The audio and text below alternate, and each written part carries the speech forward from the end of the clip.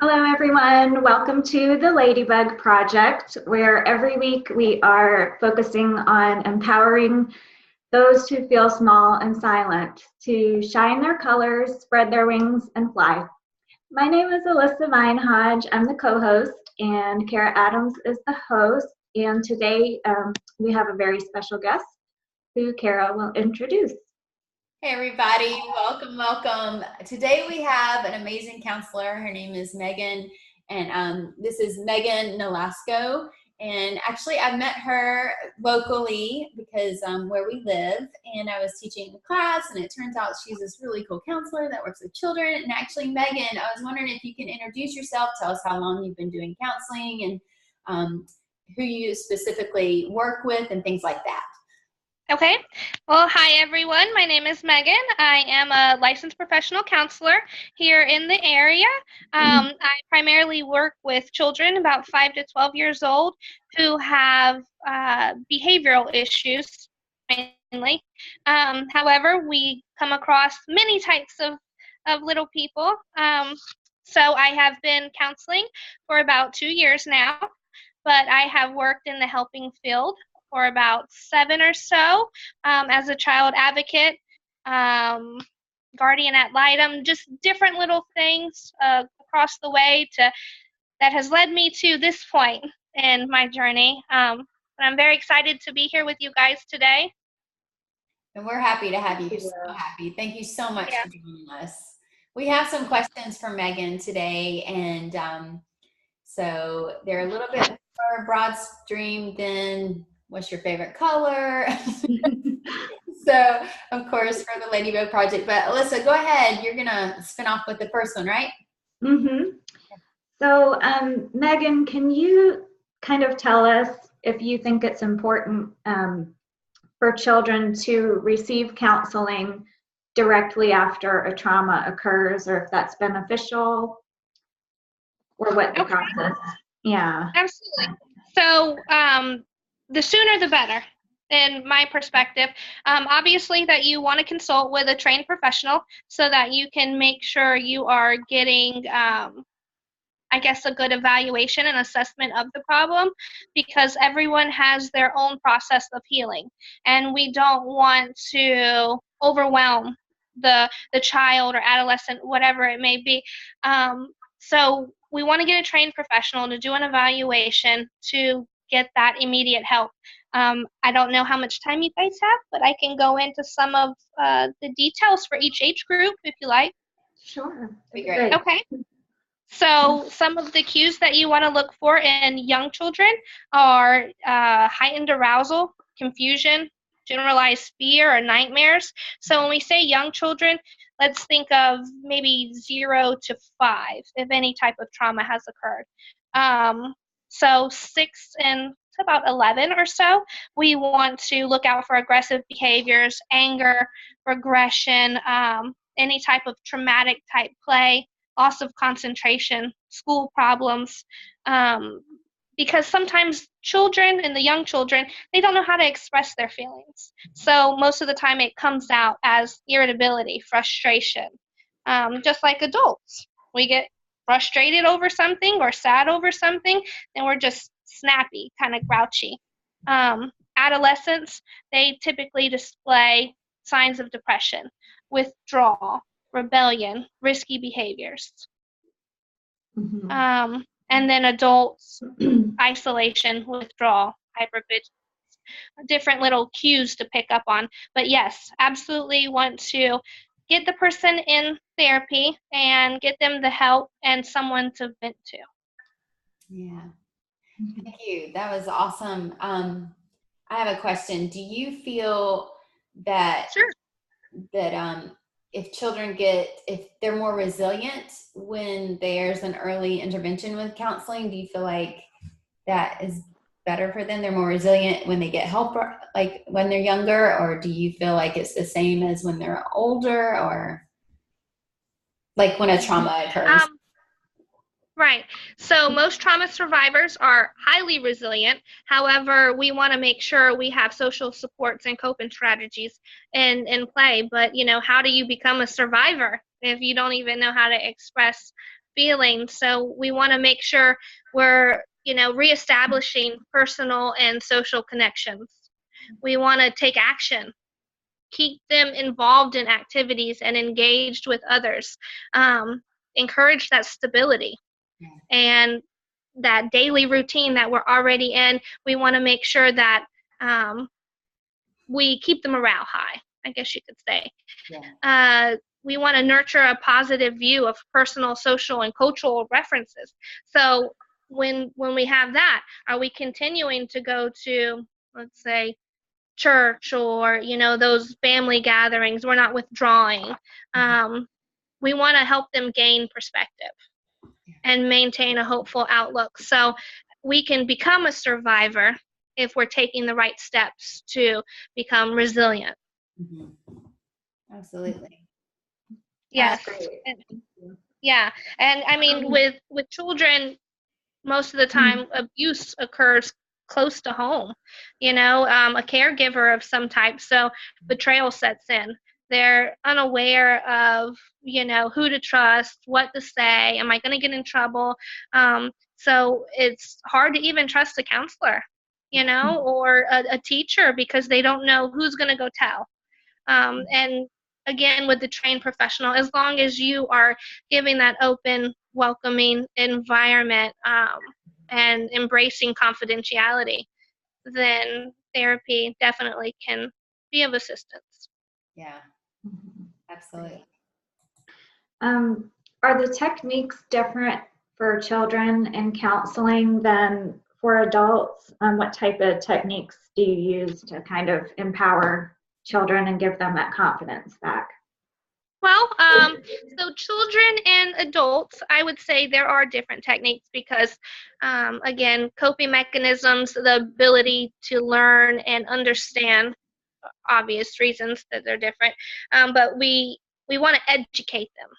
We want to teach them what the signs are. What are the triggers? What gets us upset?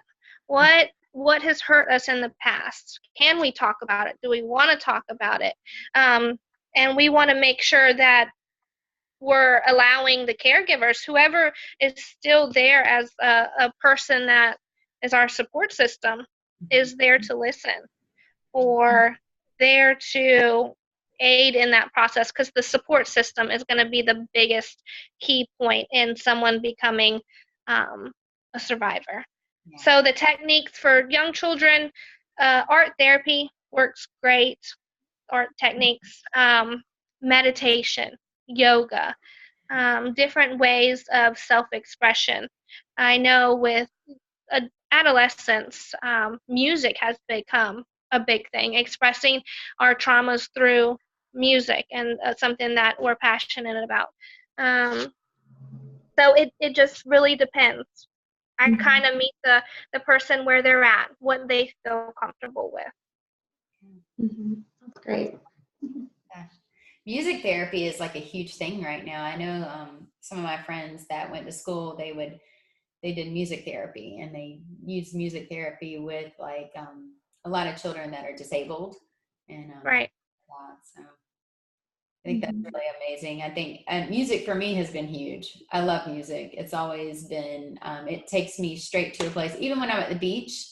Like, I think with my ADHD, like not just listening to the beach itself, but putting my headphones in and blocking out the rest of the world and listening to my music, it just is so therapeutic, and it helps me like all my writing come through, and I'm like, I can just journal and, really just feel at peace and like totally be myself and just let everything go, if that makes any sense like that. So a great way of processing. And again, you just got to find what works best for you. And when they're young, you have to be that shepherd to help guide them, for them to learn what their way is.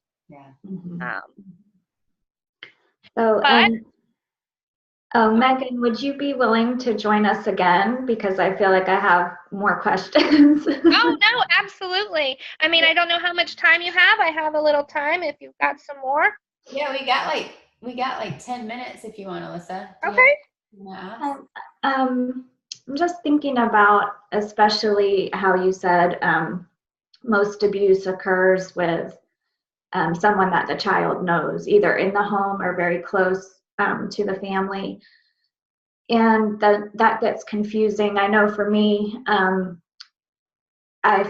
loved the person that abused me. I think most children, if it's a parent or someone they're close to, they have a conflicting feelings of loving that person very deeply and then feeling maybe sexual pleasure from the abuse, Right. layered with feelings that it's wrong and guilt and shame.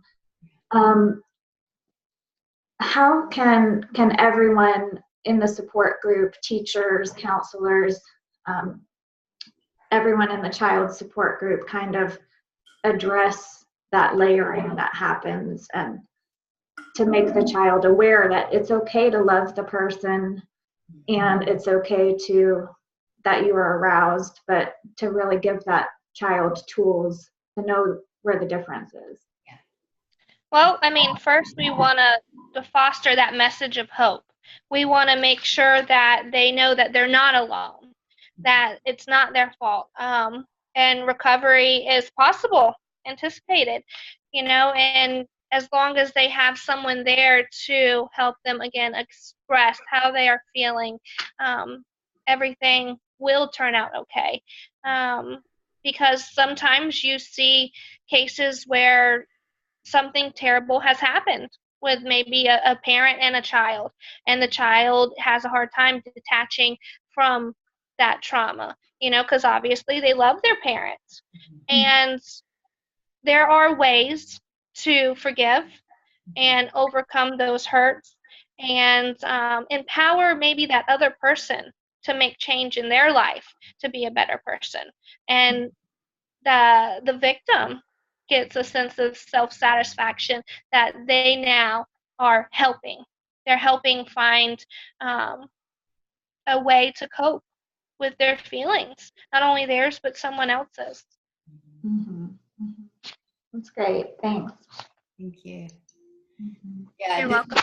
Yeah, we really appreciate, we know like this is a really sensitive topic for a lot of people. And like I notice, I don't know your thoughts on, I know the Me Too is out a lot. People are putting Me Too, they're hashtagging Me Too on Facebook and social media.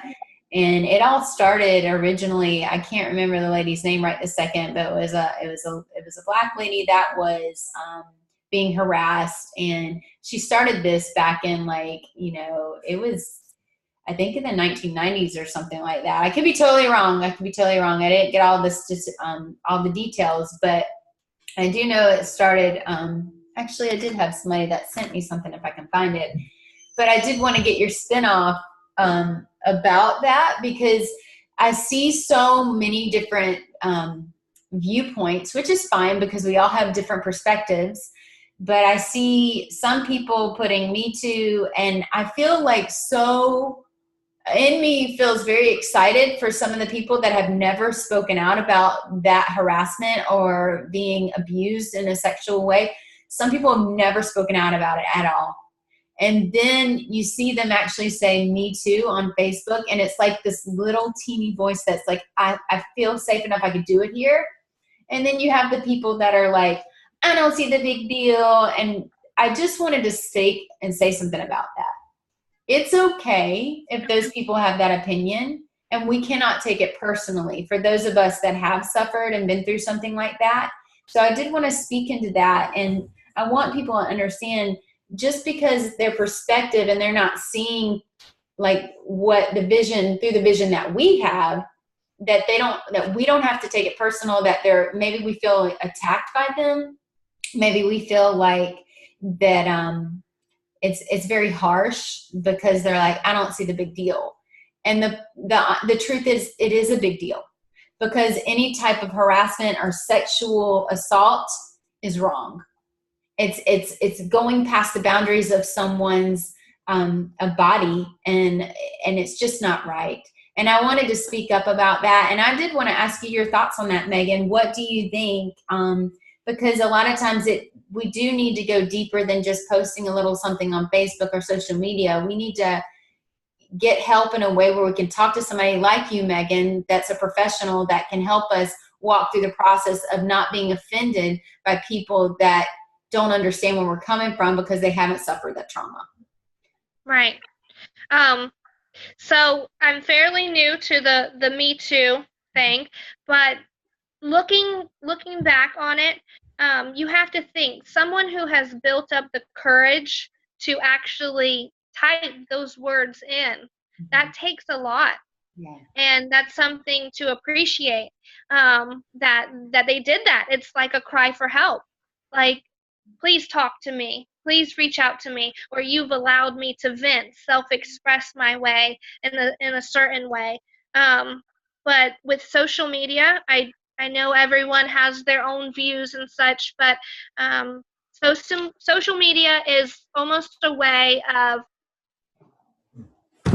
following a herd, I guess you could say. Yeah. And so when we put our personal information, especially things that are very close to home, out there, we open ourselves up to vulnerability. Yeah.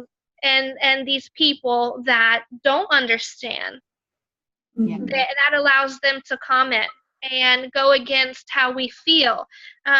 So sometimes maybe thinking and centering our thoughts and weighing out our options. Is this going to cause me more harm if I vent? Is this a good place to vent my thoughts, my concerns, my feelings? But the Me Too, I think it is definitely bringing awareness to those that feel more comfortable with social media and don't have to put a face to the name. And it allows them an open opportunity to get it off their chest and say, me too. Yeah. Alyssa, do you have any thoughts on that? Can you share just for a second about that?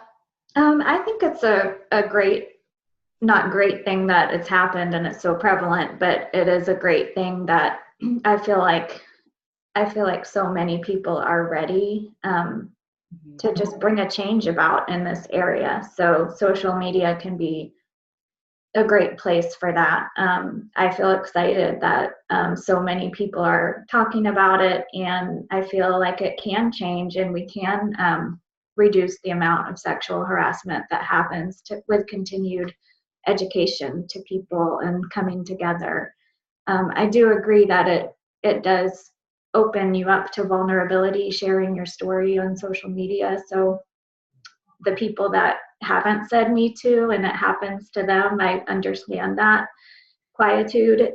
And then the people who have the courage just to say Me Too, but don't share the details of the personal experience, I think that's brave in itself as well. Yeah. So I hope that, that it will continue to be an avenue of support for one another and not an attack. So if we see attacks on certain people, then we need to have the courage to stand up for those people and clarify what the movement is about. Exactly. Actually, I looked it up while you ladies were talking, and it's Tarana Burke. She's 44 now, and it says that she started this movement in 2007, and it was to let women of color who survived sexual assault know that they are not alone. But I think that goes for no matter what race, age, origin, whatever it is, any sort of sexual assault and harassment is not okay. And I think it's great that I think it was Alyssa Milano that's really been putting this out there more and more lately, and because of everything that's gone down in the news and things like that. But I think it is creating a freedom for everyone, because that's exactly why we created the Ladybug Project, the small and silent. For those of us that are silent and haven't spoken up about what has gone on and the pain that we've suffered, and people are like, stop drawing and attention on that. Stop. I hear you got to let that stuff go. You can't just say that. My father passed away. Someone told me, Kara, you just got to get over it. There is a time to grieve. And I just want to say that really quick, because It is so intense that we need to allow the suffering experience. This is pain. And we have to get to that place of pain. I said this in one of our series before, but we have to go to that place and allow ourselves to grieve and understand that, so we can move forward and we can grow. And it's like when I lost my father, it's not something I'm ever going to get over, because that was my best friend. That was my father. And I had a relationship with him that I didn't have with anybody else in this earth, that I trusted a man. He was the only man I trusted, and I knew how to trust.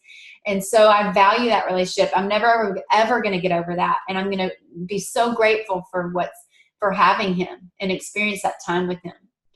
And I'm also actually grateful for the experience of being molested, because now I can tell people, I can relate with people. I found a place to actually be grateful for the situation and the experience, because now I can relate with so many more people that have suffered. And so I think we're going to wrap it up now. Megan, do you have anything else you want to say before we say goodbye? And once again, thank you so much for being on here and sharing it and everything. So. Oh, thank you for having me. And educate yourself. Know what services and providers are out there for you, because I think that's going to be the biggest key is knowing what's available to you, so that when you need help, you know where to find it and how to get it. But thank you, ladies, for having me, and I look forward to following the Ladybug Project. Thank you so much. Thank you. All right. I know. Take care, everyone. Have a good week. Yeah. Have an amazing week, everybody. Thank you so much. And we'll see you next week on the Ladybug Project. We're going to continue talking about, Alyssa, what was it? Taking our power back. Ooh. All right. Everybody be blessed. All right. Bye-bye. Bye. Nice to meet you, Megan.